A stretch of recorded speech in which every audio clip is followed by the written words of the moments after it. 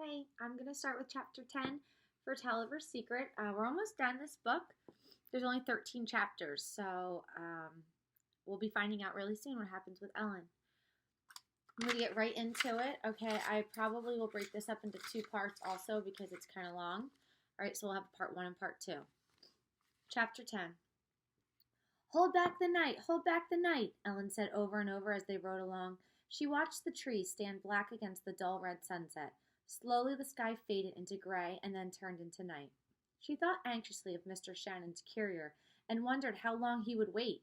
Was he watching the few stars that came out in the wintry sky? It must be a long, long ride from Elizabeth to Pennsylvania. If the general was to have the message tomorrow, the first courier would have to start soon. Grandfather would have been there long ago had he come. It had grown very dark when Mr. Murdoch turned his head to her and spoke over his shoulder. It's black as pitch. You'd better sleep in the loft with my boys tonight. Oh, no, cried Ellen. I couldn't do that. How are you going to get to Elizabeth? Ellen took a long breath. Walk, she said in a very low voice. Then she remembered the coins in her pocket. Mr. Murdoch, she said, I can pay you to ride me to Elizabeth. Well, the farmer thought it over, but he said no more. I have the money, Ellen urged him. I'll give it all to you. Well, would he ever make up his mind? You said it was only half a mile, she reminded him. We'll see what Ma says first. I have to feed my 2 cows in the woods, and they'll be bellowing to be milked. Then I have to round up my pigs and tie them up. And then could we start? Said Ellen. Well, Ma might be mighty mad if we don't sit down to her supper. Ma gets mad easy, but I reckon I can take you when we get through. Perhaps Ellen thought she'd better hurry on by herself. After all the trouble she had today, it would be terrible if she missed the courier. But when she heard the lonesome howl of an animal far away, she changed her mind. Surely the courier would not start this early. It won't be so late, she kept assuring herself. So remember, Ellen took the boat in the morning, to get to Elizabeth. So now it's nighttime. It's winter, so we'll say, it's probably, 5-ish, 5:30. So really, she should have been at the Shannons in the morning. All right, so she doesn't know. There's no cell phones. There's no way to get in touch with anybody. So she doesn't know if the courier who was supposed to take that letter from Mr. Shannon has already left. Are they still waiting for Ellen? We don't know. She could smell the wood smoke from the chimney before she saw the shadowy house near the road. It, too, was tightly closed with no light showing from the windows. Well, we're here, said Mr. Murdoch, and he turned through the gate. He tied the horse to a ring in the wall. Open up, I'm home again, he shouted.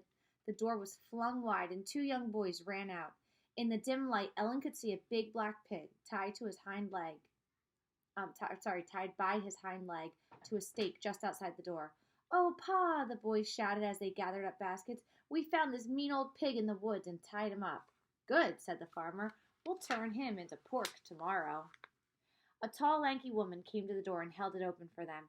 Her eyes were angry, and her face, beneath a ruffled white cap, looked as if it were hacked out of gray stone. She bounced a crying baby on her hip and slapped at a toddler tugging at her drooping skirt. You're back at last, she snapped. And then, to Ellen's surprise, she burst into tears. Thank the Lord for that, she said as she roughly brushed her tears away with the back of her hand. Ellen followed Mr. Murdoch and the boys into the house. The woman did not seem to see her. She was scolding her husband as she hurried to the fireplace and picked up a big spoon. In times like these, it ain't safe to ride to Amboy to sell leather. If you're dead, I got these 4 boys to raise. The bootmaker paid me, and we need the money. Mr. Murdoch lifted his yellow beard and took some of the money from the bag that hung from a cord about his neck. Nothing to be worried about. Worried? Cried his wife in a high, shrill voice. With all those redcoats around? She banged her spoon as she stirred the pot of stew that hung over the fire. Her voice became low and firm. Times were better before the war started. That's what I think. Now, Ma, don't talk like that. Mr. Murdoch pushed Ellen forward, but his wife paid her no mind. As she stood waiting for the farmer's wife to notice her, Ellen looked around the log farmhouse.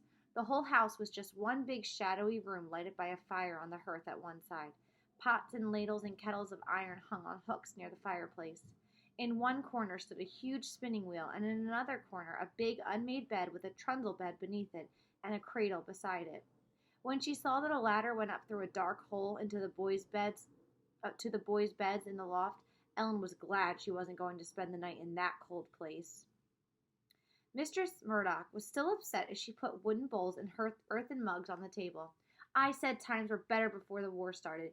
Everything was peaceful, and we farmed our farm, and no soldiers bothered us. She banged the pitcher of milk on the table. I say, King George was all right. He didn't bother us none. Why do we want to change things? Mr. Murdoch pushed Ellen toward the fire. He seemed to want to change the subject. I brought home a boy named Toliver, who's mighty hungry. Ellen remembered to snatch off her cap and stuff it in her pocket before she nodded her head politely as a boy would have done. The farmer's wife looked at her glumly. Then she looked into the pot of stew and gave it a quick stir. There's enough, she said, if he ain't too hungry. Pa, go out and hide your horse in the woods. Supper has waited long enough. With his wooden milk pail in his hand, Mr. Murdoch quickly pushed his cap over his bushy hair, hunched his shoulders, and stomped out the door. Boys, Mistress Murdoch ordered, go help your pa. She pulled a bench up to the fire. Sit, she said to Ellen. Now remember, she thinks Ellen's a boy, okay? Ellen hadn't known how hungry she was until she smelled that pot of stew. Meat and onions and turnips. What a wonderful supper for someone who hadn't eaten anything but oatcake since early morning. She stuffed her mittens in one of her pockets and carefully untied the blue bundle. This bread can dry out here by the fire while I eat supper. It's my grandfather's loaf of bread, she explained to Mistress Murdoch. It fell in the water. I'm going to stop right there, okay, and I'll finish the rest next time.